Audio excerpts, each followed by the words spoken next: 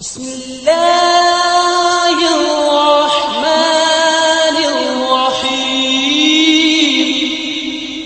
آج کی جو ہماری محفل اور مجلس قائم ہو رہی ہے، اس میں ممبئی سے مرکز امام بخاری تلولی کے فضیلت الشیخ دکتور عبید الرحمن مدنی حفیظہ اللہ ہمارے درمیان تشریف فرما ہیں، جو عبادت کے معنی، مفہوم، اہمیت، ضرورت اور تقاضے اس موضوع پر بیان کرنے والے ہیں۔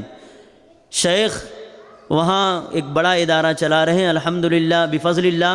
اس کے ساتھ ساتھ میں شیخ کا یہ طریقہ کار بھی رہا ہے کہ وہاں نوجوانوں کی باضابطہ ٹریننگ، نوجوان جو انجینئرنگ کے اندر ڈاکٹری پڑھائی کرتے ہیں اور دیگر فیلڈ کے اندر موجود ہیں، ان لوگوں کی اصلاح کے لیے کیمپ لگا کر کے ان کی تربیت کا فریضہ بھی بخوبی بحسن و خوبی انجام دے رہے ہیں۔ اللہ رب العالمین اس میں شیخ کو ید طولہ عطا فرمائیں اور ان کی محنتوں کو شرف قبولیت سے نواز دیں، آمین۔ آج دعوت کے فیلڈ میں بہت زیادہ قلت ہے ایسے افراد کی جو تقریر میں مہارت کے ساتھ، خطابت میں مہارت کے ساتھ ساتھ اخلاق کریمانہ سے بھی متصف ہوں، یعنی اخلاق اچھا ہو۔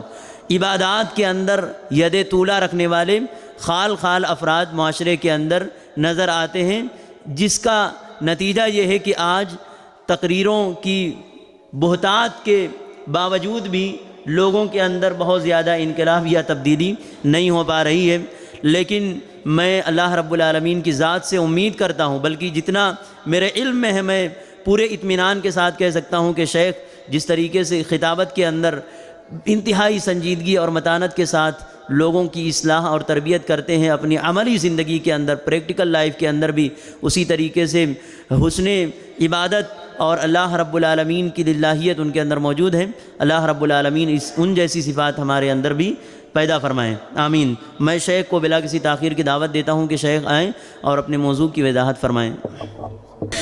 ان الحمد للہ نحمده ونستعینه ونستغفره ونعوذ باللہ من شرور انفسنا ومن سیئات اعمالنا من يهده الله فلا مضل له ومن يضلله فلا هادي له واشهد ان لا اله الا الله وحده لا شريك له واشهد ان محمدا عبده ورسوله أما بعد فإن خير الحديث كتاب الله وخير الهدي هدي محمد صلى الله عليه وسلم وشر الأمور محدثاتها وكل محدثة بدعة وكل بدعة ضلالة وكل ضلالة في النار.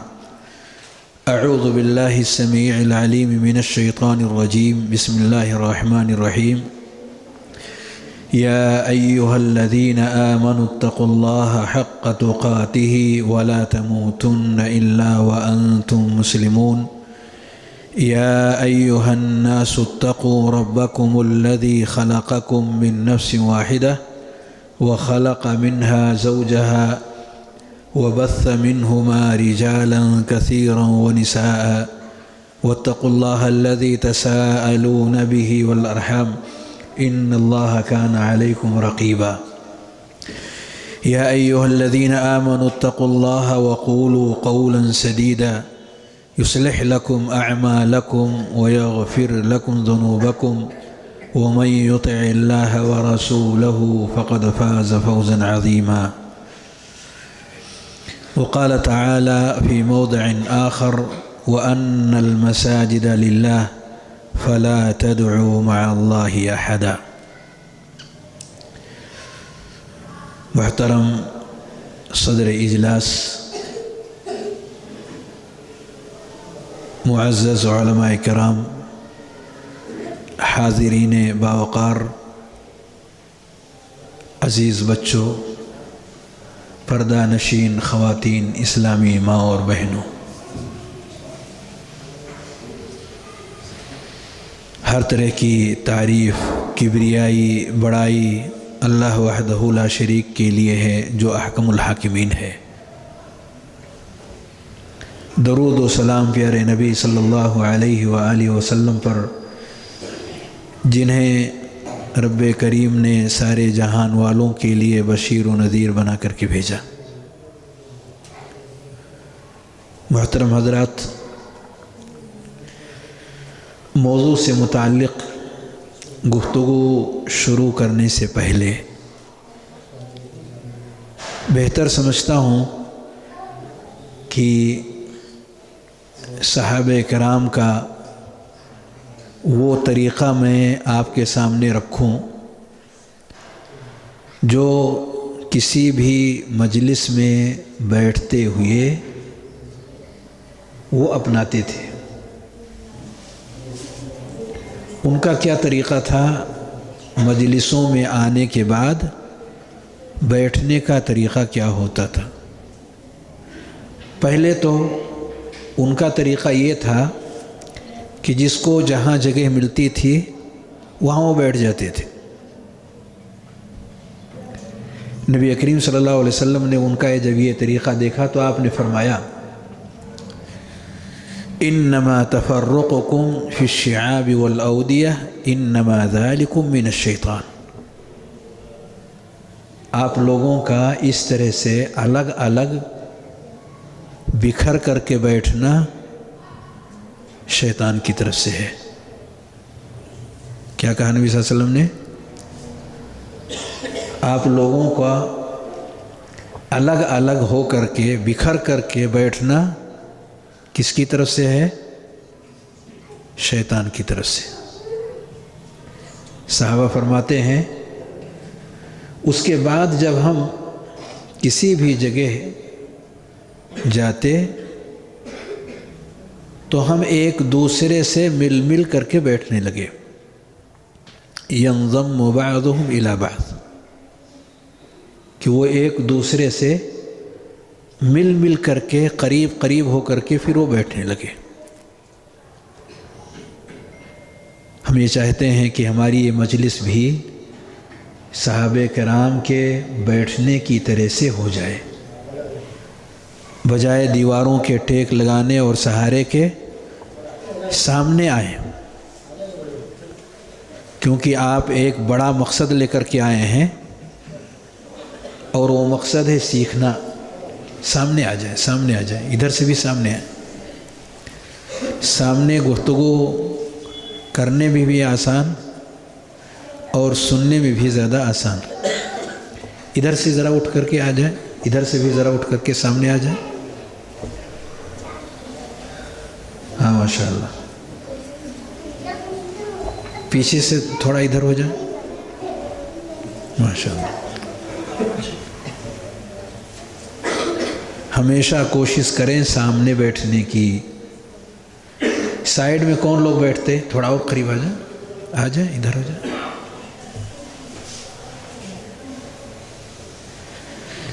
قریب بیٹھنے کا ایک فائدہ جو نبی کریم صلی اللہ علیہ وسلم کے ساتھیوں نے اپنایا ہے، ایک دوسرے سے قریب بیٹھنے کا، اس کا کوئی فائدہ؟ وہ دور سے بھی آپ سن رہے تھے، قریب سے بھی سنیں گے۔ قریب آنے کا کوئی فائدہ ہے جو دور میں فائدہ نہیں ہو سکتا؟ آپ بتائیں، قریب کرنے کا کیا فائدہ ہے؟ ہم ایک دوسرے سے قریب ہو کر کے بیٹھیں، اس کا کیا فائدہ ہے؟ کوئی فائدہ نہیں ہے؟ کوئی فائدہ محسوس کریں گے؟ محبت پیدا ہوگی۔ بالکل، جسم کے قریب ہونے سے دلوں میں نزدیکیاں بڑھتی ہیں۔ جسم کی دوری دلوں میں دوریاں پیدا کرتی ہیں۔ قریب ہونے کا کیا فائدہ ہے؟ بولیے۔ آپس میں محبت پیدا ہوتی۔ ہمارے دلوں میں جو ایک دوسرے کے خلاف نفرت، دشمنی، بغض جو پائی جاتی ہے، کیا ہم چاہتے ہیں وہ باقی رہے؟ ہم تو چاہتے ہیں کہ وہ خالی ہو جائے، دل وہ گندگی نکل جائے اور اس کی جگہ پر محبت آ جائے، اپنائیت آ جائے۔ چاہنے سے صرف نہیں ہوگا بلکہ کرنے سے ہوگا۔ کچھ وہ کریں گے جس کے کرنے سے یہ محبت آتی ہے. انہی کاموں میں سے ایک کام ہے ایک دوسرے سے مل کر کے قریب ہو کر کے بیٹھنا. نماز کے لیے کھڑے ہوتے ہیں تو کیا دور دور کھڑے ہوتے ہیں یا مل کے کھڑے ہوتے ہیں؟ بولے کیسے کھڑے ہوتے ہیں؟ مل کے کھڑے ہوتے ہیں. اور اگر ہم دور دور اور آگے پیچھے ہو کر کے کھڑے ہو جائیں، نبی کریم صلی اللہ علیہ وسلم نے فرمایا لا تختلفوا فتختلف قلوبکم، ایک دوسرے سے الگ الگ ہو کر کے مت کھڑے ہو ورنہ تمہارے دلوں میں بھی اختلاف پیدا ہو جائے گا. یعنی ہمارے کھڑے ہونے، ہمارے بیٹھنے، ہمارے چلنے، ہمارے پھرنے کا سسٹم اگر وہ بنے گا جو ہمارا رب چاہتا ہے تو ہمارے دلوں میں اپنائیت پیدا ہوگی، ہمارے دلوں میں محبت آئے گی، ہمارے دلوں کے اندر نزدیکیاں بڑھیں گی. اور یہ وہ چیزیں ہیں جو دنیا کی زندگی کو کامیاب زندگی بنانے کے لیے ضروری ہیں. اچھی زندگی چاہتے ہیں کہ دنیا کی زندگی اچھی ہو جائے؟ نہیں. کیا یہ چاہتے ہیں کہ دنیا کی زندگی اچھی زندگی ہو جائے؟ چاہت ہے یا خراب زندگی چاہتے ہیں؟ کون سی زندگی چاہیے؟ دیکھیے زبان بھی کھولیے اور دل بھی کھولیے، دونوں بھی کھولیے.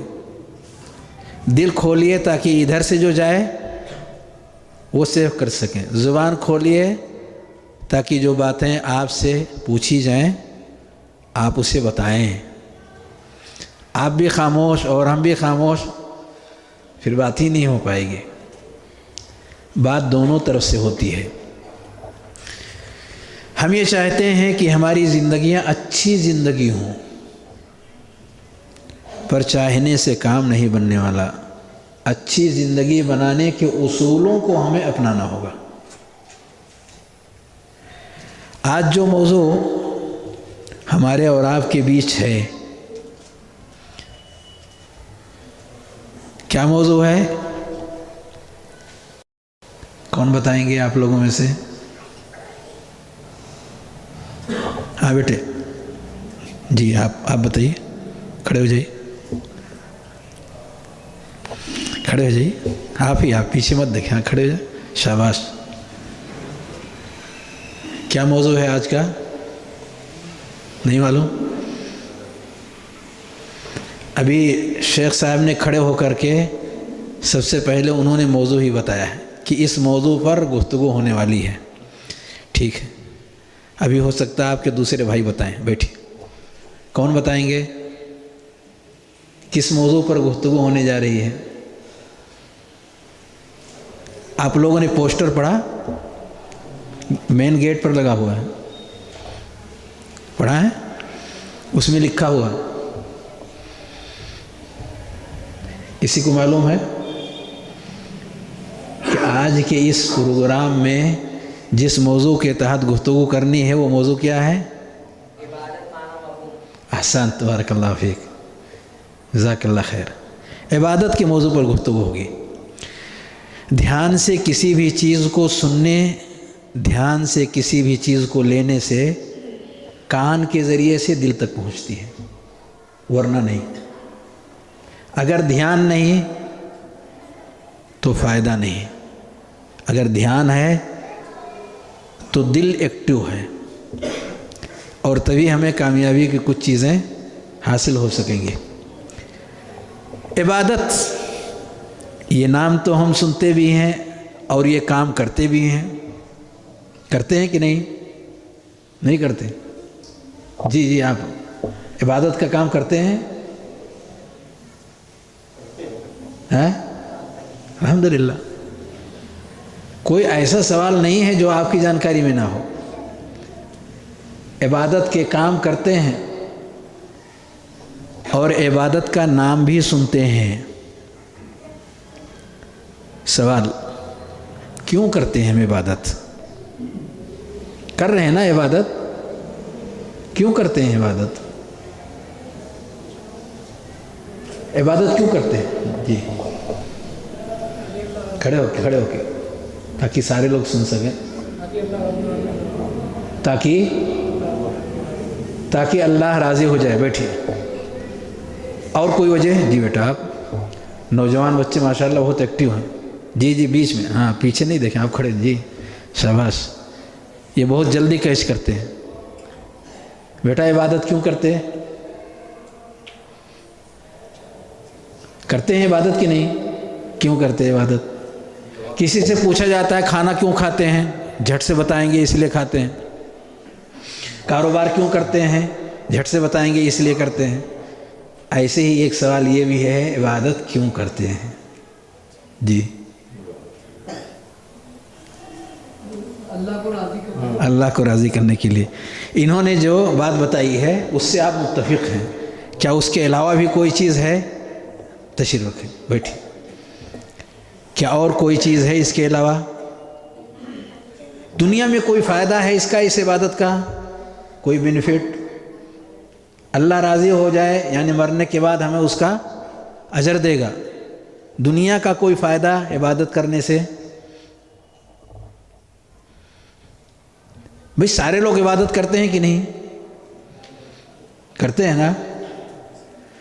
लेकिन सवाल यह है कि इस इबादत को हम करते क्यों हैं?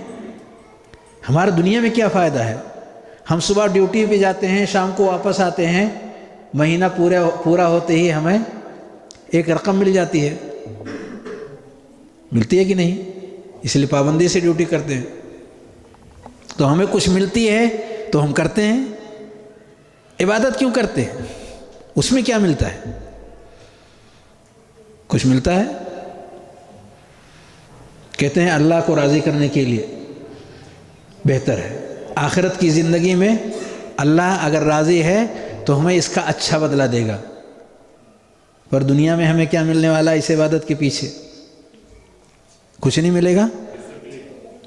डिसिप्लिन, माशाअल्लाह। और कोई चीज़? कौन बोले? खड़े होकर के ज़रा बोलिए। माशाअल्लाह,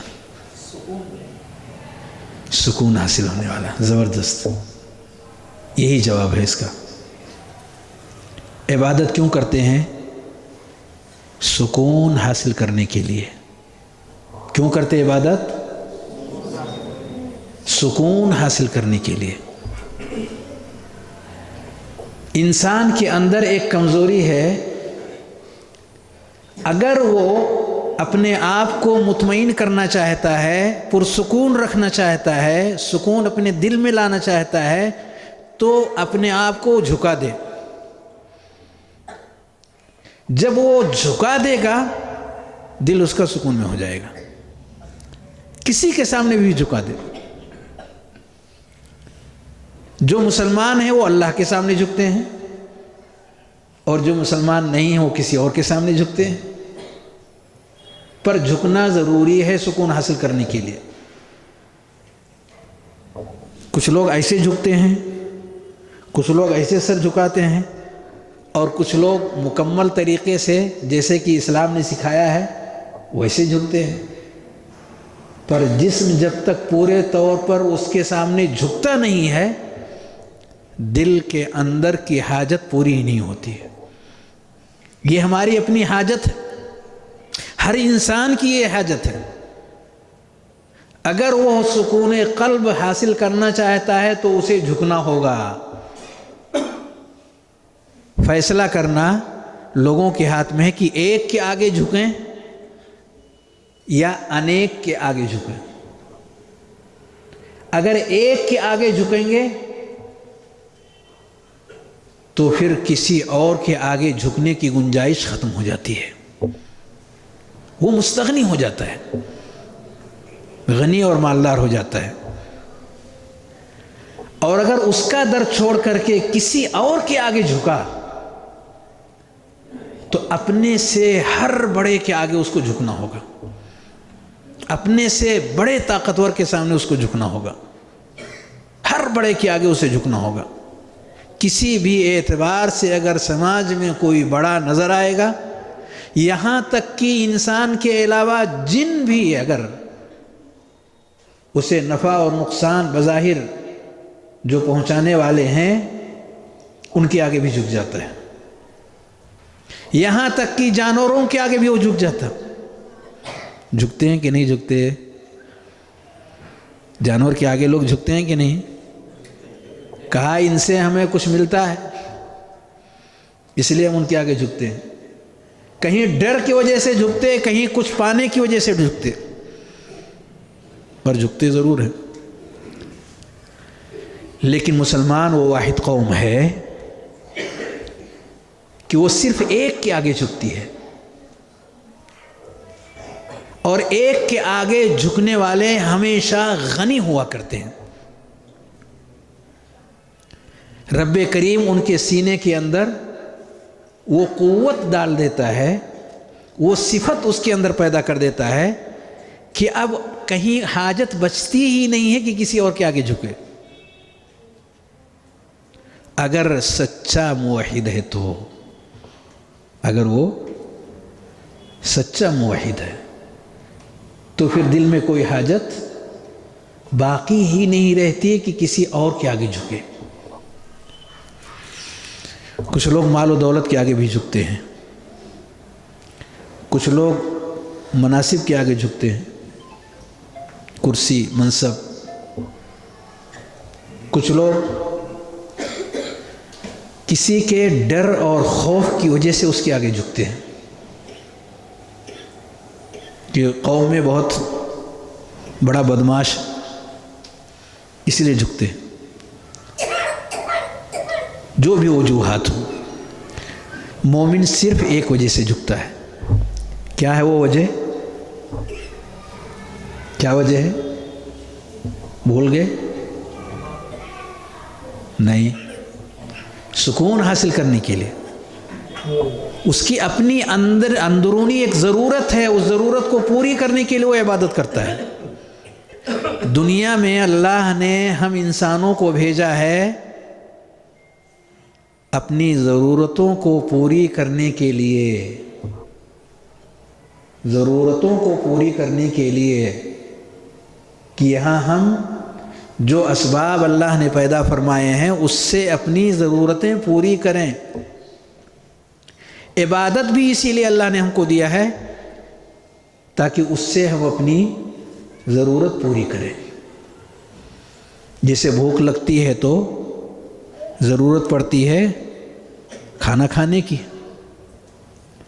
پیاس لگتی ہے تو ضرورت پڑتی ہے پانی پینے کی، اور اسی طریقے سے بچہ اگر بڑا ہو جاتا، بالغ ہو جاتا تو ضرورت پڑتی ہے نکاح، شادی اور بیاہ کرنے کی۔ ان راستوں سے اس انسان کی جو ضرورتیں ہیں وہ پوری ہوتی ہیں۔ تو اللہ رب العالمین نے دنیا کی جو نعمتیں ہمیں دی ہیں وہ کس لیے دی ہیں؟ تاکہ ہم ان نعمتوں کے ذریعے سے انسانی جو حاجت اور ضرورت ہے ان حاجتوں کو ہم پوری کر سکیں۔ یہیں پر ٹھہر کر کے ایک اور چیز ہم ذہن نشین کر کے آگے بڑھیں۔ پیٹ اگر انسان کا بھر جائے، کوئی بھی کھانا کھائے، ممکن ہے نمک روٹی کھائے، چٹنی روٹی کھائے، دال روٹی کھائے، پیٹ بھر جائے، اور اس کے بعد اس کے سامنے انواع اقسام کے خوب لذیذ مرغن قسم کے کھانے اور ڈشیں پیش کی جائیں، آئیے تشریف لائیں، تناول کریں، کیا کرے گا وہ؟ کیا کرے گا وہ شخص؟ خوب کھائے گا، خوب جم کے کھائے گا اس کو؟ جی بولیے، کھائے گا۔ جس انسان کا پیٹ بھر چکا ہو، پیٹ کی حاجت پوری ہو چکی ہو، سامنے جتنی بھی قیمتی چیزیں ہوں، پیٹ بھر جانے کے بعد وہ اس کے لیے کوئی معنی نہیں رکھتی ہے۔ اگر اس نے حرص میں آ کر کے کچھ کو سمیٹنے کی کوشش کیا تو اس کے لیے نقصان دہ ہو جائیں گے، ہوں گی نقصان دہ کہ نہیں؟ پیٹ خراب ہو جائے گا، طبیعت بگڑ جائے گی، توازن بگڑ جائے گا۔ حاجت دنیا کی چیزوں سے انسان کی جو واجبی حاجات ہیں، ان حاجتوں کو انسان پوری کرنے کے بعد اس سے مستغنی ہو جاتا۔ دنیا کی یہی حقیقت ہے۔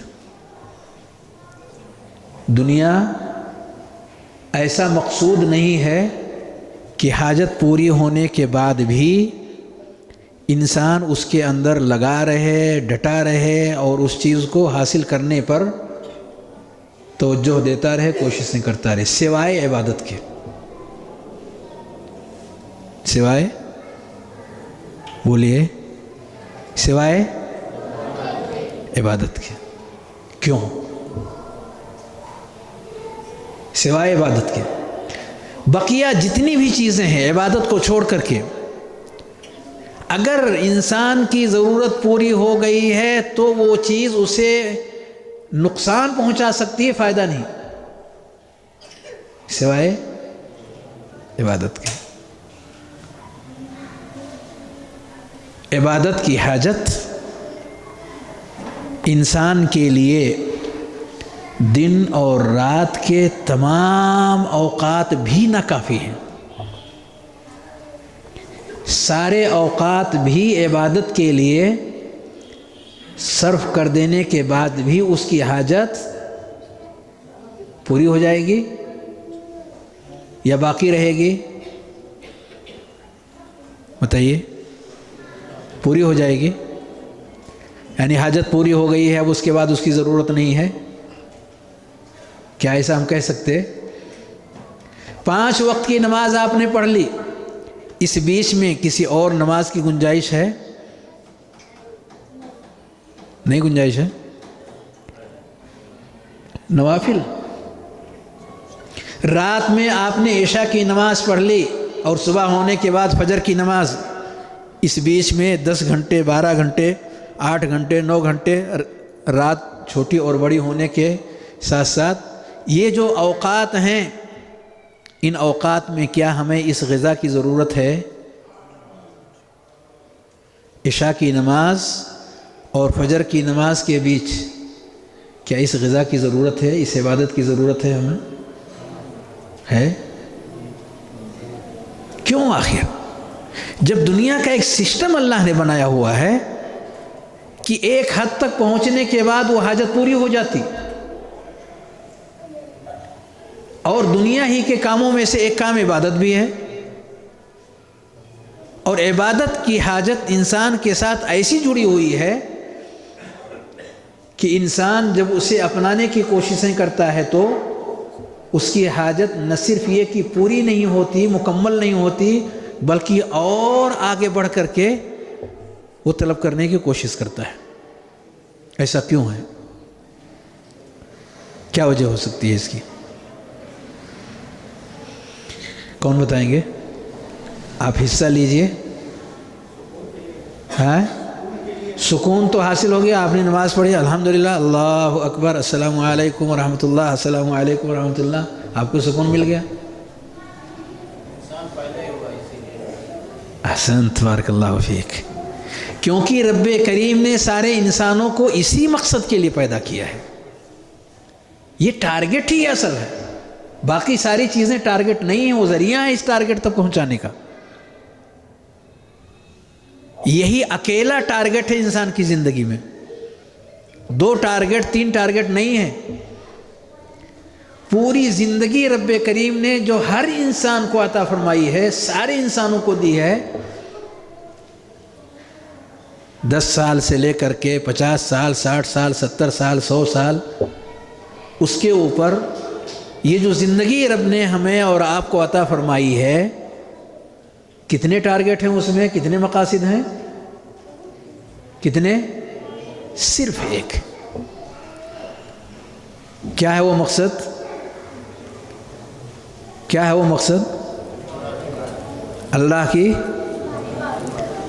اللہ کی عبادت کرنا. رب نے اٹھتے بیٹھتے سوتے جاگتے چلتے پھرتے اکیلے میں لوگوں کے بیچ میں تمام حالات میں، یہاں تک کہ کاروبار کے دوران بھی، یہاں تک کہ گھر کے اندر بیوی بچوں کے ساتھ ہوتے ہوئے بھی دنیا کا کوئی بھی عمل انسان جب انجام دینے کے لیے آگے بڑھے گا تو اس میں بھی وہ بندہ اس ٹارگٹ کے بغیر اگر جیتا ہے، اس ٹارگٹ کے بغیر اگر وقت گزارتا ہے تو وہ وقت اس کے لیے لعنت کا باعث بنتی ہے. نہیں کلیئر ہوا؟ اس ٹارگٹ کے بغیر اگر انسان کا کوئی بھی وقت گزرتا ہے، کسی بھی اہم ترین کام کے اندر وہ لگا ہوا ہے، ٹارگٹ سے اس کا کوئی لنک نہیں ہے، تو وہ کام اس کے لیے کیا ہے؟ موجب لعنت. وہ ملعون ہے وہ شخص. پیارے نبی صلی اللہ علیہ وسلم نے فرمایا الدنیا ملعونہ ملعون ما فیہا الا ذکر اللہ وما والا او عالما او متعلما. کیا کہا نبی صلی اللہ علیہ وسلم نے؟ دنیا ملعون ہے، دنیا کی ساری چیزیں لعنت زدہ ہیں سوائے اللہ کے ذکر کے. ٹارگٹ سوائے اللہ کے ذکر کے. بچے اٹھتے جائیں تو آپ لوگ تھوڑا قریب آتے جائیں. سوائے اللہ کے ذکر کے، یہی ٹارگٹ ہے. نہیں رہنے جی، اٹھائیے نہیں. اگر خود سے اٹھ رہے ہیں بچوں کے شوق کو باقی رکھیں، بچوں کا حوصلہ باقی رکھیں. چھوڑ دیجیے وہ اپنے حساب سے اٹھیں بیٹھیں. سوائے اللہ کے ذکر کے یا اس ذکر کو سیکھنے والا اور اس کا سکھانے والا، یہ تین قسم کے لوگ اس لعنت سے بری ہیں، ان کے اوپر لعنت نہیں. کتنے لوگ لعنت زدہ نہیں ہیں؟ ہاں 3. ذرا کھڑے ہو کے بتائیے آپ. نمبر 1 3 کیا ہے؟ نمبر 1 کوئی بات نہیں. پڑوسی لوگ ابھی کچھ کھڑے ہو کے شرمائیے نہیں کھڑے. آپ تو نوجوان ہیں ماشاء اللہ. دیکھیے میں کتنی دیر سے کھڑا ہوں. کھڑے ہو جائیے ایک دوسرے سے شیئر کریں گے. اور تیسرا کوئی بات نہیں. تیسرا ہے اللہ کا ذکر. تیسرا اللہ کا ذکر. اللہ کا ذکر یعنی یہی وہ ٹارگٹ ہے جس کو ہم عبادت کہتے ہیں. اسی کے لیے اللہ نے ہم انسانوں کو، سارے جنوں کو اللہ نے پیدا فرمایا ہے، اسی کے لیے پیدا کیا ہے. تو نبی کریم صلی اللہ علیہ وسلم نے فرمایا کہ اگر ہم دنیا کی زندگی کا کوئی بھی حصہ گزارتے ہیں تو وہ ہمارے لیے لعنت ہے، سوائے اس کے کہ وہ چیز ہمارے اس ٹارگٹ سے لنک ہو جائے. اگر لنک بنانے میں کامیاب ہو گئے تو پھر اس پر لعنت نہیں ہوگا. ہم اٹھ رہے ہیں، ہم بیٹھ رہے ہیں، ہم چل رہے ہیں، ہم پھر رہے ہیں، ہم سو رہے ہیں، ہم جاگ رہے ہیں، ہم کاروبار کر رہے ہیں، ہم مختلف طرح کے اعمال انجام دیتے ہیں، ہم ڈیوٹی کرتے ہیں، بہت سارے کام گھر کے اندر وقت گزارتے ہیں، سب چیزیں ہمارے لیے باعث، بولیے کھل کے بولیے، یہ سب چیزیں ہمارے لیے کیا ہیں؟ خیر، لعنت کی باعث ہیں، لعنت۔ ہم لعنت کے باہر تب نکلیں گے جب ہم اپنے چلت پھرت کو، اٹھت بیٹھک کو، اپنے قول و قرار کو، اپنے عمل کو، اپنے کاموں کو، اپنی ساری چیزوں کو ہم جوڑ دیں گے کس چیز سے؟ رب کریم کی عبادت سے۔ اگر ہم نے جوڑ دیا، جوڑنے میں کامیاب ہو گئے تو ہم اس لعنت کے دائرے سے باہر نکل گئے، نہیں جوڑ سکے تو ہم ابھی لعنت ہی میں ہیں۔ لعنت کے معنی اللہ کی رحمت سے دور، اللہ کی رحمت سے، اللہ کی رحمت سے دور۔ لعنت کے معنی اللہ کی رحمت سے دور۔ تو جو بندہ رب کی عبادت اور بندگی نہیں کرتا وہ ملعون ہے۔ جو بندہ کوئی بھی کام کرتا ہے اور وہ کام رب کی عبادت سے لنکڈ نہیں ہے، وہ کام اس کے لیے باعث لعنت ہے۔ اگر وہ ہماری عبادت کے لیے سبب بنتی ہے، ذریعہ بنتی ہے تو رحمت ہے، اور اگر عبادت سے دور کرنے کا ذریعہ بنتی ہے تو لعنت ہے۔ بات کلیئر ہو رہی ہے؟ آپ سوچ رہے ہوں گے کہ پھر ہمیں کرنا کیا چاہیے تاکہ ہم لعنت کے دائرے سے اپنے آپ کو، اپنی فیملی کو، اپنے گھر کے سارے لوگوں کو باہر نکال سکیں اور اچھی اور سعادت والی زندگی گزار سکیں۔ یہ کیسے ہوگا؟ کیسے ہوگا یہ؟ کیا ہر وقت کوئی انسان عبادت کر سکتا؟ بولیے، ہر وقت کیا کوئی شخص عبادت کر سکتا؟ ماشاءاللہ، دونوں جوابات ہیں۔ کچھ لوگ کہہ رہے ہیں کر سکتا ہے، کچھ لوگ کہتے ہیں نہیں کر سکتا۔ جو لوگ کہتے ہیں کر سکتا ہے وہ ذرا کھڑے ہوں، کوئی ایک۔ جی،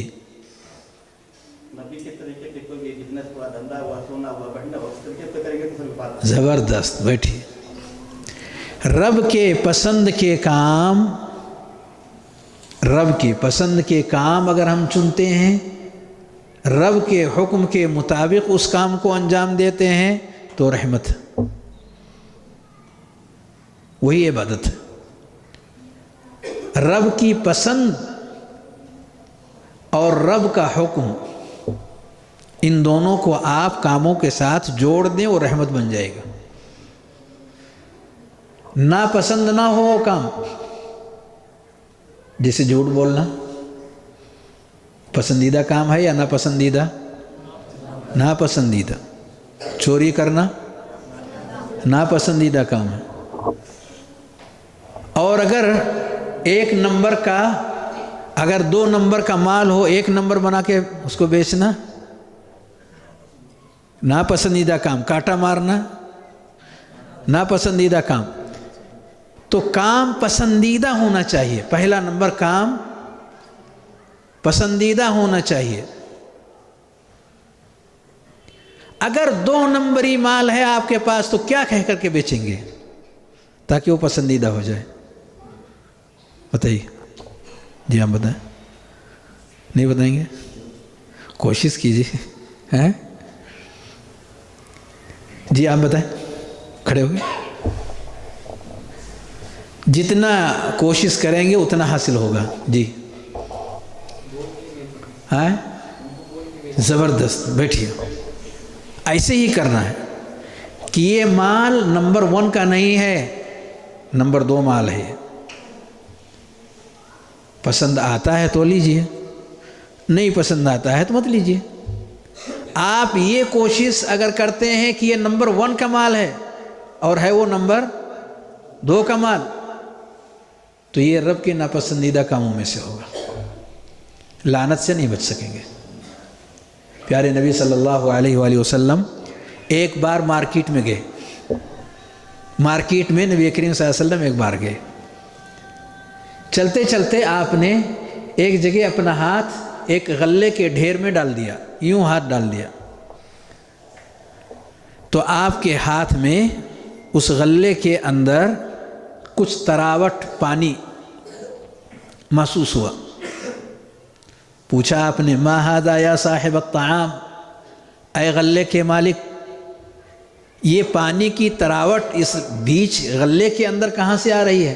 ما ھذا، وہ جواب دیتے ہیں اصابتہ السماء یا رسول اللہ، اے اللہ کے نبی صلی اللہ علیہ وسلم، بارش ہوئی تھی بھیگ گیا، اس میں انسان کا تو کوئی قصور نہیں، بارش ہوئی بھیگ گیا مال۔ پیارے نبی صلی اللہ علیہ وسلم نے فرمایا حَلَّا جَعَلْتَهُ فَوْقَ الطَّعَامِ كَيْ يَرَاهُ النَّاسِ، بھیگے ہوئے مال کو اوپر کیوں نہیں کر دیے تاکہ لوگ دیکھ سکیں کہ یہ 2 نمبری مال ہے؟ کیسا کلیئر نبی کریم صلی اللہ علیہ وسلم نے معاملہ کرنے کا حکم دیا۔ یہ نہیں کہا اسے پھینک دو، کہا وہ نمبر 2 کا مال ہے تو بیچو، لیکن نمبر 2 بتا کر کے بیچو، لوگوں کے علم میں آ جائے، لوگ اسے دیکھ سکیں، لوگ اسے سمجھ سکیں، دیکھ کر سن کر سمجھ کر اگر وہ چوائس کرتے ہیں، یہ ان کا اپنا اختیار ہے، آپ چھپائے نہیں۔ مارکیٹ میں اگر آپ گھسیں، ایک ٹھیلا والا بھی جو پھل فروٹ رکھ کر کے بیچتا ہے، وہ ترتیب کچھ ایسی بناتا ہے، کارٹون میں سے ایک ایک مال دیکھ کر کے وہ سامنے کی لائن بناتا ہے، کہیں بھی داغ دھبا ہے وہ پہلے نمبر پہ نہیں رکھتا، پیچھے رکھتا، جو فریش مال ہے اس کو آگے رکھنے کی کوشش کرتا، اور جس میں کچھ بھی داغ دھبے یا اور کچھ مسئلہ ہے وہ پیچھے رکھتا، اور اگر ضرورت پڑی تو اوپر کے بجائے اس کا منہ نیچے کی طرف کر دیتا، اور لوگ جب آتے ہیں سامنے کی چیزوں کو دیکھ کر کے انہیں پسند آتی ہے چیز، وہ خرید بھاؤ مول بھاؤ کرنے کے بعد اتنا آپ ہم کو دے دیجئے تو پیچھے سے بھرنا وہ چالو کر دیتے، دکھایا کچھ اور دے رہا ہے کچھ اور۔ لعنت سے نہیں بچ سکتے، لعنت سے اگر آپ نے اپنے ہاتھ سے آگے کے مال کو اٹھا کر کے رکھنے کی کوشش کیا، ناراض ہو جاتا۔ ایسا کچھ ہوتا ہے؟ نہیں ہوتا؟ ہوتا ہے نا۔ آپ پورا کارٹون خریدنے کے لیے مارکیٹ میں چلے جائیں، اوپر بہترین مال، نیچے بہت سارے، اس میں بہت چیزیں ایسی ہیں جو آدمی کے استعمال کے قابل نہیں ہوتی، وہ نیچے کے تہوں میں موجود ہوتی ہیں، چھپا کر کے آدمی اس کو رکھ دیتا ہے۔ کیا لعنت سے بچ سکیں گے ایسا کر کے؟ نہیں بچ سکتے۔ پسندیدہ کام، پسندیدہ کام کرنا ہے، جیسا ظاہر ویسا بولیے ویسا باطن۔ اگر مسلم ہے تو مسلم کا ظاہر باطن کی طرح سے ہوتا، اور جس کا باطن ظاہر سے الگ ہوتا وہ کون ہوتے؟ کون ہوتے بولیے؟ کون ہوتے؟ منافق۔ ادھر سے بھی بولیے کون ہوتے وہ؟ منافق۔ کون لوگ منافق ہوتے؟ آپ بتائیے، چشمے والے کھڑے ہو جائے، کیا کرتے ہیں یہ لوگ منافق لوگ؟ جو اپنا مال صحیح بتا کے نہیں بیچتے۔ احسنت، بیٹھے۔ ہوتا کچھ ہے اور بولتے کچھ اور ہیں، دکھتا کچھ ہے اور دیتے کچھ اور ہیں، یہ منافق ہوتے ہیں۔ کفر کو چھپا کر کے اسلام کو ظاہر کرتے ہیں، اندر کچھ اور ہے، باہر کچھ اور ہے۔ ایسے لوگ جو سماج کے اندر اس طرح کے معاملات کرتے ہیں، ان کے اندر مشابہت کس کی ہے؟ مسلمانوں کی یا منافقوں کی؟ کس کی مشابہت ہے؟ کس کی؟ بہت خاموشی کے ساتھ جواب ہے، کس کی مشابہت ہے؟ ہونا کیا چاہیے؟ مسلمانوں کی مشابہت ہونی چاہیے۔ مسلمان کیسا ہوتا؟ جو ظاہر وہی باطن۔ جہاں تک ایک شخص کی نگاہیں نہیں پہنچتی ہیں اور آپ کی نگاہیں پہنچ رہی ہیں تو آپ انہیں دھوکہ اگر دے رہے ہیں تو آپ مسلم کے صفات والے کام نہیں کر رہے ہیں۔ لعنت کے زد سے باہر نکلنے کے لیے کیا ضروری تھا؟ کہ اس کا تعلق آپ عبادت سے جوڑ دیں۔ اگر عبادت سے اس کا تعلق جوڑ دیں گے تو آپ لعنت کی فہرست سے اور اس کے دائرے سے بہت دور ہو جائیں گے۔ اور وہ کیسے ہوگا؟ دو کام کر کے۔ نمبر ایک، جو بھی کام کریں وہ رب کا پسندیدہ کام ہو، ناپسندیدہ نہ ہو۔ کیا ہے پہلا کام؟ رب کا پسندیدہ۔ ہمیں پتہ لگانا ہوگا کیا یہ رب کا پسندیدہ کام ہے یا ناپسندیدہ۔ نمبر دو، دوسرا کیا ہے؟ ابھی بتایا کچھ دیر پہلے۔ دوسرا کیا ہے؟ لعنت کے دائرے سے باہر نکلنے کے لیے ہمیں دو کام کرنا ہوگا۔ پہلا کام یہ کہ وہ کام پسندیدہ کام ہو۔ نمبر دو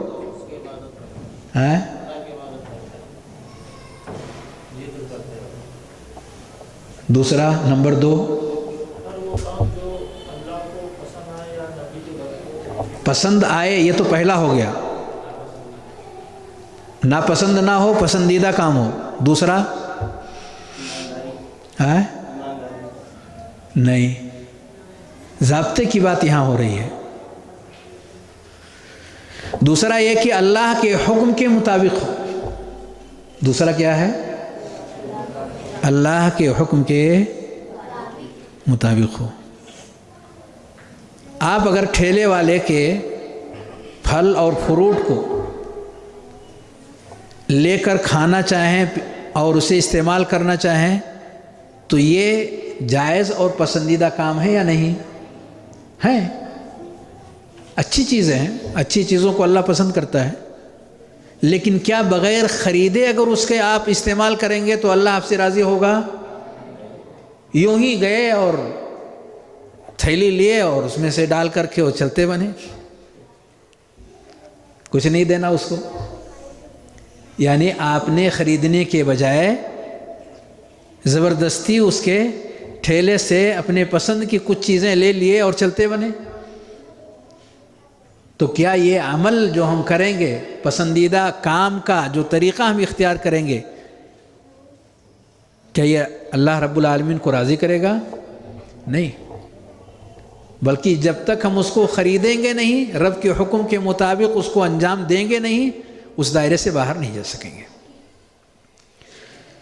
یہ دونوں چیزوں کو اگر ہم اپنی پوری لائف اور پوری زندگی کے اندر اپناتے ہوئے آگے بڑھتے ہیں تو ہماری زندگی لعنت کے دائرے سے باہر ہو جائے گی اور عبادت سے کنیکٹ ہو جائے گی، یعنی پوری لائف ہماری عبادت والی لائف ہو جائے گی۔ عبادت کہتے کس کو ہے؟ یہ ساری گفتگو سننے کے بعد ہمیں ایک نتیجہ نکالنا چاہیے، پھر عبادت کہتے کس کو ہے؟ یعنی ہر حال میں بندہ رب کی عبادت اور بندگی کرنے والا ہو اور کوئی بھی وقت اس کا ایسا نہ گزرے جو عبادت کے بغیر ہو، کیونکہ ایسے میں وہ لعنت کے دائرے کا شکار ہو جائے گا۔ تو پھر عبادت کیا چیز ہے؟ عبادت کہتے کس کو ہے؟ جی بتائیے،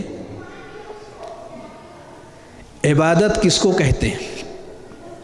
شیخ الاسلام تیمیہ فرماتے ہیں العبادت اسم جامع لكل ما يحبه الله ويرضاه من الأقوال والأفعال الظاهرة والباطنة۔ عبادت نام ہے وہ تمام باتیں اور وہ تمام کام جو اللہ رب العالمین کی پسند کی ہوں، وہ تمام باتیں اور وہ تمام کام جو اللہ رب العالمین کی مرضی کے مطابق ہوں، اس کی پسند کے مطابق ہوں، چاہے وہ ظاہری ہوں چاہے وہ باطنی ہوں، چاہے وہ باتیں چاہے وہ کام ظاہر یعنی جسم سے کیے جانے والے ہوں، باطن یعنی دل سے کیے جانے والے ہوں، ان سب کو کیا کہا جاتا؟ عبادت۔ تو عبادت کا مفہوم کیا نکلا؟ اچھے اچھے کام، اچھی اچھی باتیں۔ مختصر میں کیسے کہیں گے عبادت کو؟ ہر اچھے کام کو عبادت کہیں گے، ہر اچھی بات کو عبادت کہیں گے، ہر اچھے کام اور ہر اچھی بات کو کیا بولیں گے؟ عبادت۔ جی آپ بتائیے، جی کھڑے ہو کے۔ ہر اچھے کام کو عبادت کہتے ہیں۔ ہر اچھی بات کو، جیسے کوئی مثال؟ کسی کوئی اچھی بات بتانا۔ جیسے کیا، کون سی بات بتائیں گے؟ کچھ بتا کے بتائیں۔ کہ جھوٹ نہیں بولنا چاہیے۔ جھوٹ نہیں بولنا چاہیے، حسن، بارک اللہ فیک، ماشاء اللہ۔ ہر اچھی بات اور ہر اچھا کام یہ عبادت ہے۔ یہیں پر ایک سوال یہ ابھرتا ہے کہ بات اچھی یا کام اچھا کب ہوتا ہے؟ کون سی بات اچھی اور کون سا کام اچھا کب ہوتا ہے؟ ظاہر سی بات ہے ساری باتیں اور سارے کام جو اچھے ہوں تو وہ اچھے کب ہوئے، کیا پروسیس ہیں اس کے؟ ظاہر سی بات ہے اس کو جب تک ہم ذہن میں نہیں بٹھائیں گے اچھی باتوں کا سسٹم ہمارے سمجھ میں نہیں آئے گا۔ کیا آپ کے ذہن میں جو چیزیں اچھی آتی ہیں اسے آپ اچھی کہیں گے؟ ایک شخص بیڑی سگریٹ پیتا ہے، کہتا ہے بہت اچھا ہے، دوسرا کہتا ہے نہیں اچھا نہیں ہے، تو بالکل بیکار ہے۔ بہت ساری عادتیں ایسی ہیں انسان کی، کہتا ہے بہت اچھا ہے، دوسرا کہتا ہے نہیں یہ اچھا نہیں ہے۔ کوئی ایسا سسٹم چاہیے کہ اس سسٹم کے تحت میں آپ پرکھ سکیں کہ یہ بات اچھی ہے، یہ کام اچھا ہے۔ اور ظاہر سی بات ہے جب یہ کلیئر ہو جائے گا کہ یہ بات اچھی ہے، یہ کام اچھا ہے، تو پھر عبادت کے کام کو انجام دینا ہمارے لیے آسان ہو جائے گا۔ جی ہر وہ اچھا کام جو اللہ کے اور نبی کے مطابق ہو، جیسے سجدہ تو اچھا ہے جی، نماز میں 3 نہیں کر سکتے، بارک یہ اللہ اللہ فیک، کے مطابق نہیں ہے۔ بارک اللہ فیک، ہر وہ کام جو اللہ اور اللہ کے نبی کے بتائے ہوئے طریقے پر اس کا اچھا ہونے کی۔ جزاکم اللہ خیر۔ بہت صحیح آپ نے ذکر فرمایا کہ جب تک آپ یہ نہ پرکھ لیں کہ طریقہ اس میں نبی کا ہے یا کسی اور کا ہے، اگر نبی کے بتائے ہوئے طریقے کے مطابق وہ ڈھل کر کے سامنے آ رہا ہے تو اچھا ہے، اور نبی کے طریقے سے ہٹ کر ہے، دماغ کتنا اچھا کہے وہ اچھا نہیں ہے۔ دماغ سے نہیں پرکھیں گے، کس سے پرکھیں گے؟ نبی کے طریقے سے جوڑ کر کے پرکھیں گے۔ اسی لیے عالم کی ضرورت پڑتی ہے، اسی لیے عالم کی ضرورت پڑتی ہے کہ وہ بتائیں کہ کیا یہ چیز نبی کے طریقے کے مطابق ہے یا نہیں ہے، کیونکہ نبی کے طریقے سے ہٹ کر کے جو بھی کام کیا جاتا وہ منہ پہ مار دیا جاتا ہے۔ من عمل عملا لیس علیہ امرنا فہو رد۔ کوئی بھی کام جو نبی کے طریقے سے ہٹ کر کے وہ منہ پہ مار دیا جاتا ہے، قبول نہیں ہوتا۔ اور کیا ہے؟ یہ تو ایک بات ہوئی جس کی وجہ سے کام اچھا ہوتا، اس کے علاوہ اور کیا چیز ہے کہ جب تک وہ چیز اس بات یا اس کام کا حصہ نہیں بنے گی وہ کام اچھا نہیں ہوگا۔ ایک تو ہو گیا نبی کریم صلی اللہ علیہ وسلم کے طریقے کے مطابق، دوسرا جی بتائیں آپ، جی آپ بتائیں، جی کوشش کیجیے۔ ادھر سے ماشاءاللہ کچھ جوابات آئے, ادھر سے بھی کچھ جوابات آ جائیں. جی آپ بتائیں, آپ کے بغل میں, جی آپ بتائیں.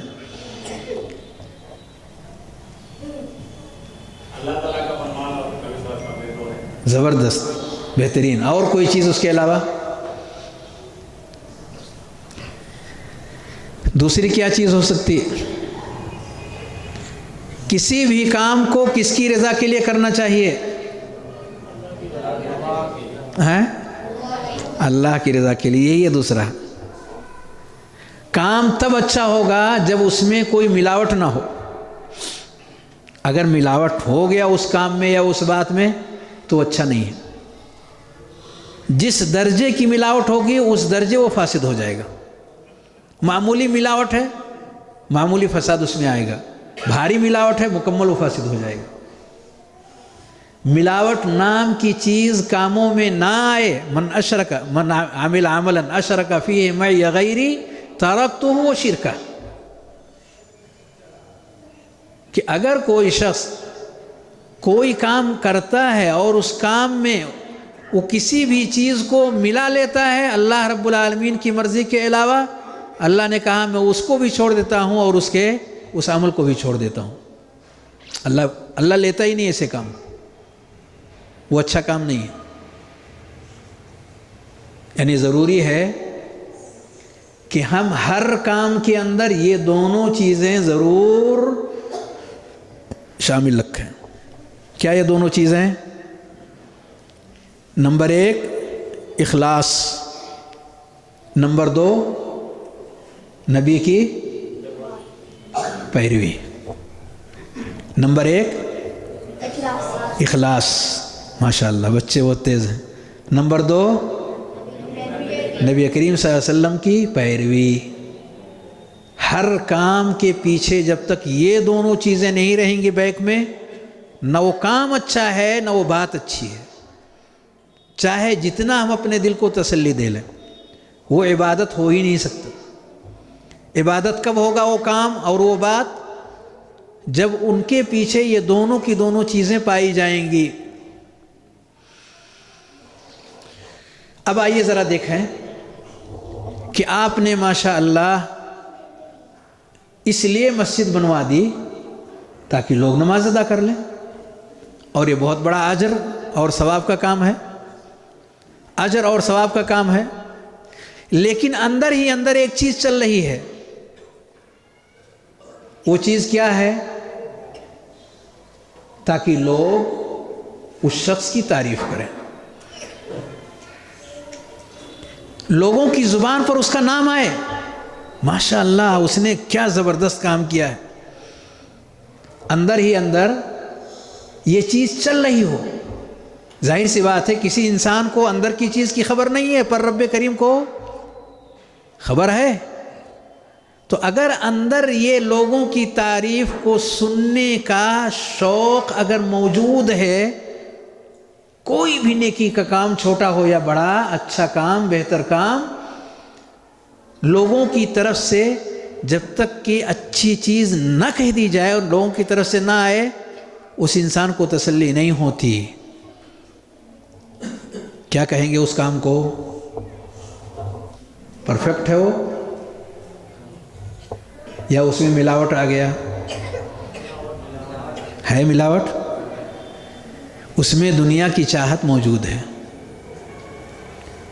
اور اگر اس انسان کے اندر یہ بات چل رہی ہے لا نريد منكم جزاء ولا شکورا, چپکے سے ہم نے غریبوں کی بھی مدد کر دیا, خاموشی کے ساتھ ہم نے بڑے بڑے عظیم الشان کام انجام دے دیے, اور اپنے اور رب کے بیچ میں ہم نے یہ کہہ دیا لا نريد منكم جزاء ولا شکورا, ہمیں انسانوں سے کچھ نہیں چاہیے, ہمارے اندر یہ چل رہا اور پھر بھی لوگ تعریفیں کر رہے ہیں, تو لوگوں کی تعریف کرنے سے اس کی نیکی نہیں ختم ہوگی, اس کی عبادت متاثر نہیں ہوگی, کیونکہ اندر اس نے محنت کر رکھا ہے. اپنے دل کے اندر ایسا کوئی حصہ اس نے باقی چھوڑا ہی نہیں کہ ہمیں کسی سے کچھ چاہیے. یہاں تک کہ اس کے خلاف بھی اگر لوگ آوازیں اٹھاتے ہیں تو اسے غصہ نہیں آتا. تمہیں معلوم نہیں ہے مسجد ہم نے بنوائی ہے اور اس کے باوجود بھی ہمارے اوپر تم گفتگو کرتے ہو؟ ایسی کوئی بات اس کے اندر چل ہی نہ رہی ہو، یقیناً اس شخص نے خالصتاً لوجہ اللہ اس کام کو انجام دیا ہے۔ بھائیو، تقریباً 1 گھنٹے کا وقت گزر چکا ہے اور ہم نے اس کا مختصر سا جائزہ آپ کے سامنے پیش کیا ہے عبادت سے متعلق۔ مجھے نہیں معلوم اب کتنا وقت باقی رہ گیا ہے، کچھ شیخ بتائیں گے تو اس کی روشنی میں اپنی کوئی بات یا تو آگے بڑھاؤں یا سمیٹ کر کے اس کو ختم کروں۔ 8 بجے تک۔ جزاکم اللہ خیر۔ عبادت سے متعلق چند اہم چیزیں اب تک میں نے آپ کے سامنے ذکر کی ہیں۔ ان میں سب سے اہم ترین بات یہ ذکر کیا کہ عبادت کا حصے کس کو ہے اور عبادت ہمیں کرنا کیوں ہے۔ یہ باتیں آپ کے سامنے آ چکی ہیں۔ عبادت کیوں کرنی ہے اور عبادت کسے کہتے ہیں، یہ دونوں باتیں آ چکی ہیں آپ کے سامنے، کلیئر ہے۔ اس کے آگے ایک اہم ترین گفتگو عبادت کرنے والے شخص کے اندر کچھ چیزیں ہیں جو پائی جانی چاہیے، وہی عبادت کا مغز ہے۔ اگر وہ چیزیں موجود ہیں تو عبادت مضبوط ہے اور عبادت کی اہمیت اور حیثیت ہے اللہ کی نگاہ میں، اور اگر اس سے خالی ہے عبادت تو اسی درجے اس کا اثر اور اس کا مقام رب کی نگاہ میں کم ہو جاتا ہے۔ وہ کیا باتیں ہیں؟ پہلے میں مختصر میں اور پھر تھوڑی سی تفصیل کے ساتھ اس کا میں تذکرہ کرتا ہوں۔ علامہ ابن قیم رحمہ اللہ نے مختلف کتابوں میں، خاص طور سے مدارج السالکین نامی کتاب کے اندر ذکر فرمایا کہ کوئی بھی بندہ اللہ رب العالمین کی عبادت اور بندگی اگر کر رہا ہے تو یہ چند چیزیں اس عبادت کے اندر پائی جائیں، یعنی عبادت کا مطلب اچھے کام یا اچھی بات، یہ چند باتیں اس کے اندر پائی جائیں۔ نمبر 1، التذلل للہ والخضوع لہ، اللہ رب العالمین کے آگے جھک جانا، اللہ رب العالمین کے آگے جھکنا، انکساری اختیار کرنا، اللہ کے آگے جھک جانا، کمال درجے تک اگر بندہ جھکتا ہے اسی کے درجے کے اعتبار سے اس کا مقام اللہ کے ہاں بڑا ہوتا ہے۔ نمبر 2، مع کمال المحبہ، مع کمال محبت کے ساتھ ایک جھکنا ہوتا ہے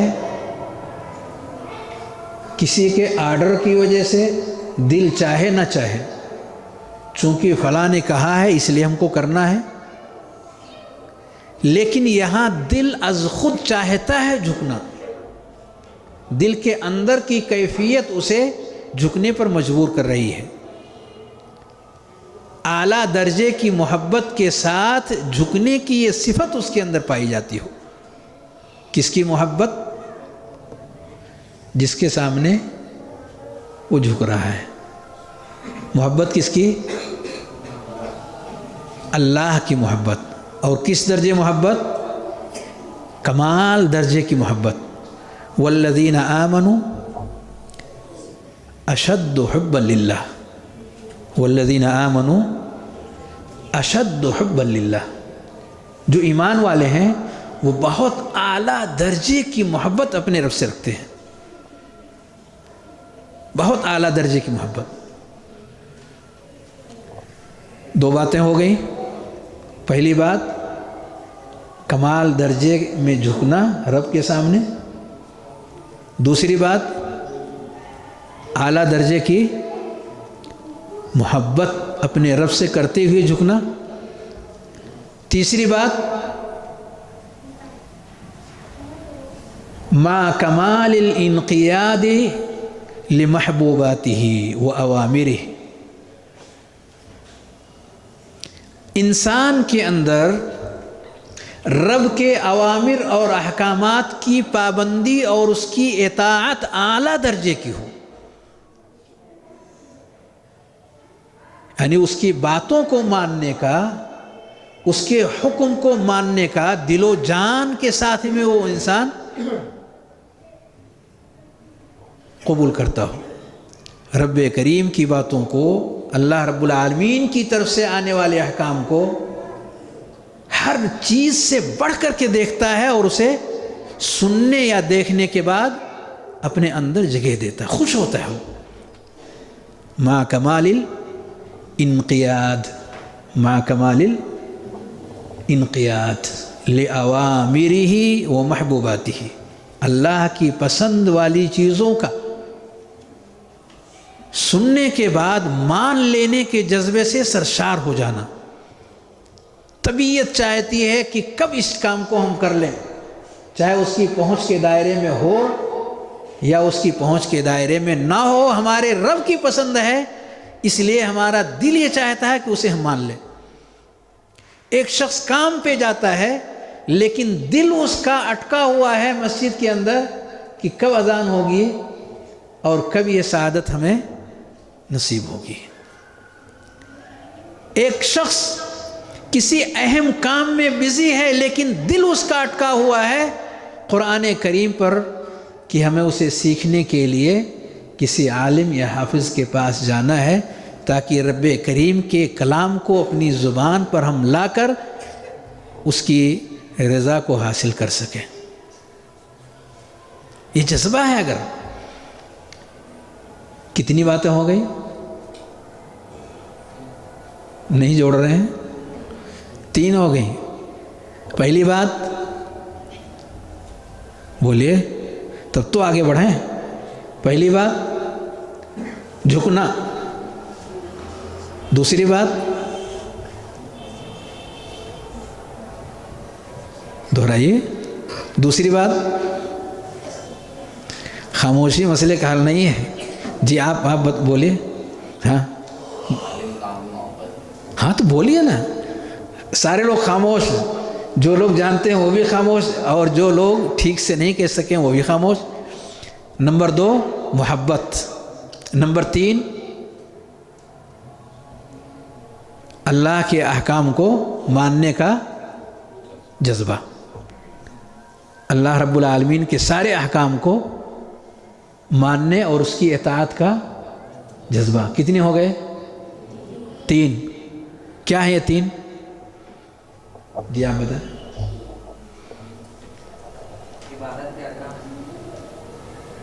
नहीं, ये अभी जो बताया हूँ ये बताइए, फिर इबादत के अरकान में आएंगे।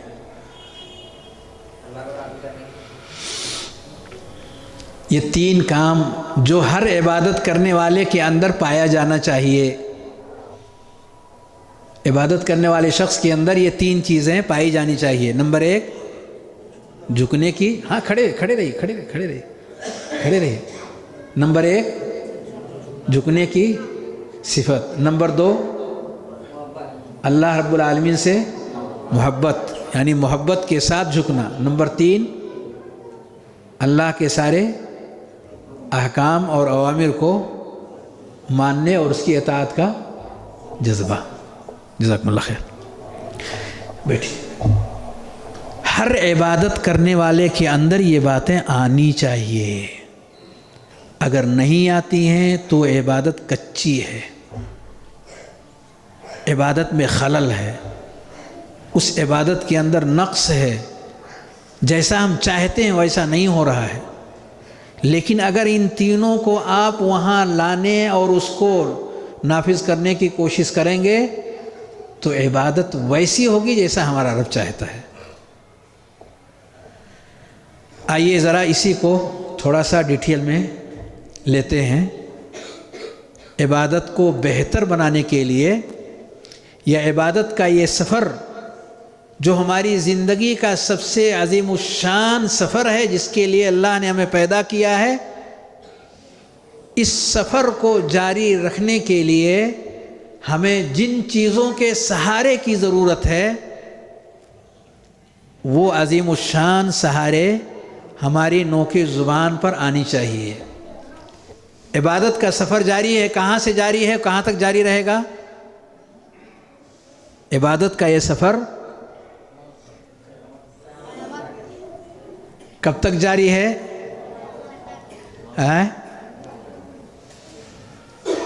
کہاں سے شروع ہوا اور کہاں تک جاری رہے گا؟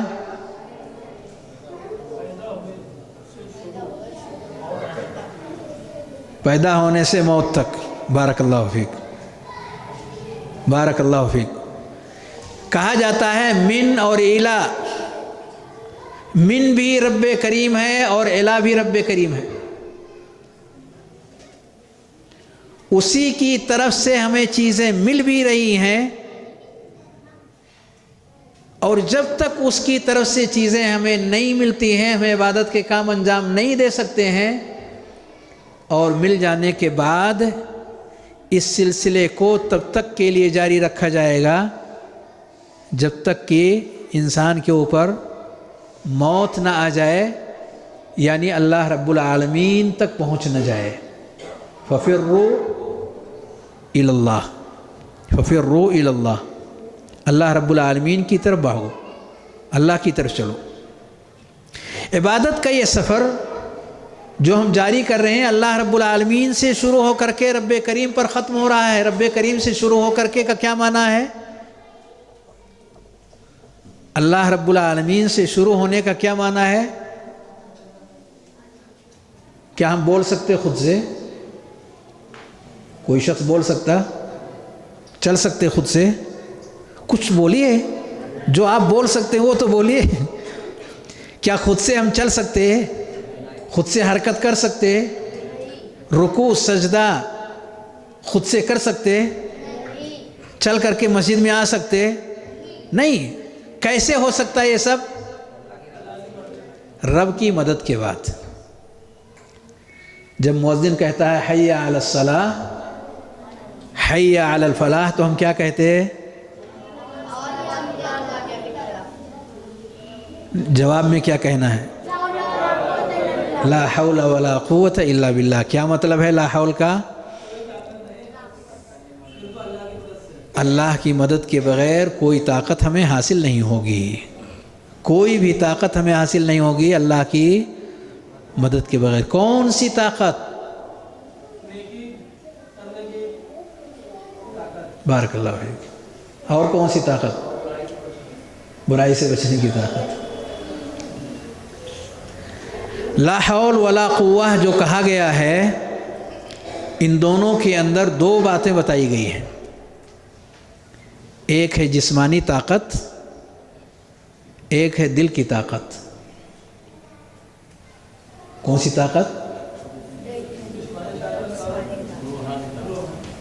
ظاہری اور معنوی طاقتیں، جسمانی اور روحانی طاقتیں انسان کو رب کے بغیر حاصل نہیں ہو سکتی۔ ایک شخص ہے وہ چاہتا ہے مسجد میں آنا، یعنی دل اس کا چاہتا ہے مسجد میں آنا، دل چاہتا ہے قرآن پڑھنا، دل چاہتا ہے فلاں جگہ جانا، آپ کا پروگرام ہو رہا ہے اس میں شریک ہونا، دل چاہتا ہے اس کا، لیکن وہ مریض ہے، بستر پہ ہے۔ آ سکتا وہ؟ آ سکتا؟ نہیں آ سکتا، کیونکہ دونوں قوتیں اس کے پاس نہیں ہیں، نہیں آ پائے گا۔ ایک شخص تندرست ہے، ہاتھ پیر اس کے ٹھیک ٹھاک ہیں، چلتا ہے، دوڑتا ہے، جوان ہے، ہر طرح کی صحت و طاقت اللہ نے اسے دے رکھی ہے، پر اس کا دل نہیں چاہتا، پر اس کا دل نہیں چاہتا۔ کیا وہ اس میں شریک ہو کر کے فائدہ اٹھا سکتا؟ نہیں۔ آنے کو آ سکتا ہے لیکن نہیں آئے گا، کیونکہ دل اس کے لیے تیار نہیں ہے۔ زبان حرکت نہیں کر سکتی، پیر چل نہیں سکتے، ہاتھ ہل نہیں سکتا، اس کے لیے اندر کی طاقت چاہیے، جس کو ہم اپنی زبان میں کیا کہتے ہیں؟ توفیق۔ جس کو کیا کہتے ہیں؟ توفیق ملنا، یعنی رب کی طرف سے توفیق حاصل ہونا۔ تو یہ ظاہری اور معنوی طاقتیں کس سے ملتی ہیں ہمیں؟ اللہ رب العالمین سے ملتی ہیں۔ یہ دونوں طاقتیں جو انسان کو رب کریم کی طرف سے حاصل ہوتی ہیں تو انسان حرکت بھی کر سکتا ہے، عمل بھی کر سکتا ہے، چل سکتا ہے، پھر سکتا ہے، سوچ سکتا ہے، کام کر سکتا ہے، اٹھ سکتا ہے، بیٹھ سکتا ہے، سارے کاموں کو انجام دے سکتا ہے۔ اس کے بغیر نہ تو دنیا کا کوئی کام کر سکتا نہ دین کا کوئی کام کر سکتا، جب تک کہ یہ دونوں قوتیں رب کی طرف سے نہ ملیں۔ اسی لیے ہم سورہ فاتحہ میں پڑھتے ہیں ہر روز ایاک نعبد و ایاک نستعین، ہم تیری ہی عبادت کرتے ہیں اور تجھی سے مدد مانگتے ہیں۔ رب کی مدد کے بغیر عبادت نہیں کر سکتے، یعنی ہمیں مانگنا ہے اللہ سے، ہر وقت مانگنا ہے۔ کیا مانگنا؟ کیا مانگنا؟ قوت مانگنا ہے، ظاہری قوت بھی معنوی قوت بھی مانگنا ہے۔ اس کی مدد اگر نہیں آئے گی تو ہم کوئی بھی عبادت نہیں کر سکیں گے، کوئی اچھا بھلا کام، کوئی اچھی بھلی بات ہم اپنی زبان پر نہیں لا سکیں گے۔ صرف لا الہ الا اللہ ابو طالب کو کہنا تھا، کہہ سکے؟ صرف اتنا کہنا تھا۔ پیارے نبی صلی اللہ علیہ وسلم سر کے پاس بیٹھے ہوئے آپ فرما رہے ہیں قل یا عم لا الہ الا اللہ وحاج لک بہا عند اللہ، مختصر سا کلمہ ہے، زبان حرکت کر سکی اس کلمے کے ساتھ، جبکہ وہ مانتے تھے کہ نبی کریم صلی اللہ علیہ وسلم کا دین سارے دینوں میں سب سے اچھا و بہتر، مانتے تھے، لیکن زبان پر لا سکے؟ نہیں لا سکے۔ انسان اللہ رب العالمین سے جب تک نہیں مانگے گا اسے ملے گا ہی نہیں۔ اسی لیے اس میں کہا گیا ہے وَإِيَّاكَ نَسْتَعِينُ، مسلمان اپنی قوت بازو کے ذریعے سے عبادت نہیں، رب کی دی ہوئی قوتوں سے وہ کرتا۔ یہ احساس ہونا دل میں، اس کیفیت کا بیٹھنا کہ یہ رب کی دی ہوئی قوت ہے۔ ظاہری قوت جو جسم کی ہے اور باطنی قوت جو دل کی ہے، یہ دونوں قوتیں جب انسان کو حاصل ہو جاتی تو وہ عبادت کے کام کو کر لیتا ہے۔ تو ہمیں کیا دعا کرنا؟ اے اللہ تو ہمیں کیا عطا فرما؟ طاقت دے، قوت دے، حوصلہ دے، توفیق دے۔ مانگ سکتے دعا؟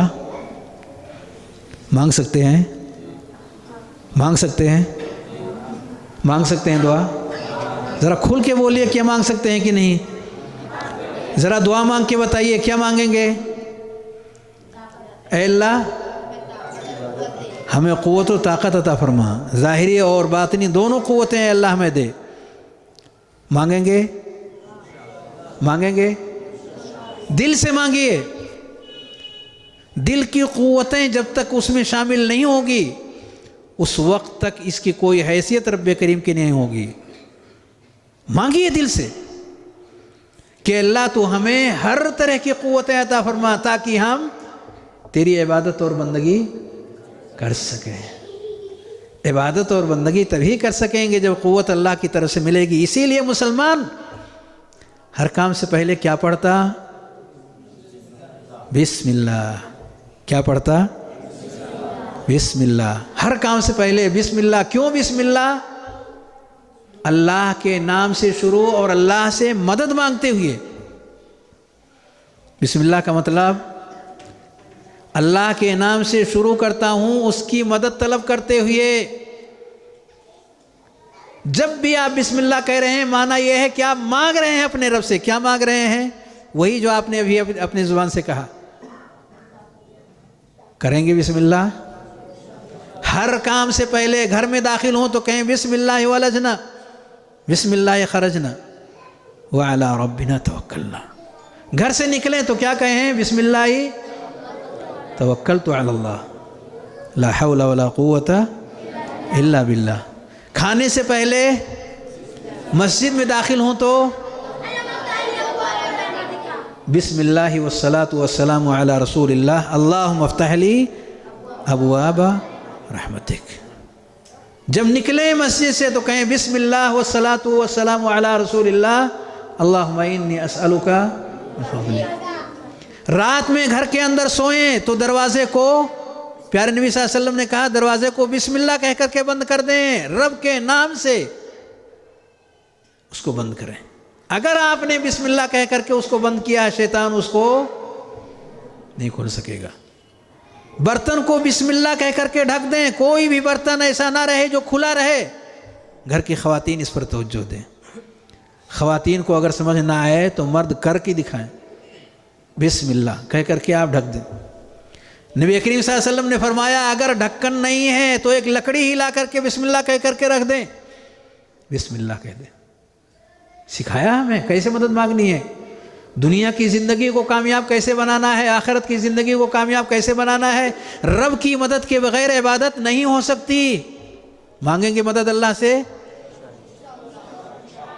मांगिए, जुड़िए रब से, मांगिए रब करीम से, उसके सामने बिश करके मांगिए, तवज्जो से मांगिए, मोहब्बत से मांगिए, अपनाइयत से मांगिए, दर्द से मांगिए, मुहताजगी से मांगिए, अपनी फ़कीरी को सामने रख करके मांगिए। या अय्युहन्नास अंतुमुल फ़ुक़राउ इलल्लाह वल्लाहु हुवल गनियुल हमीद। उस गनी से मांगिए, फ़कीरों से नहीं, जिनके पास देने के लिए कुछ नहीं है उनसे नहीं, उस गनी से मांगिए जिसके पास देने की चीज़ें बेशुमार है,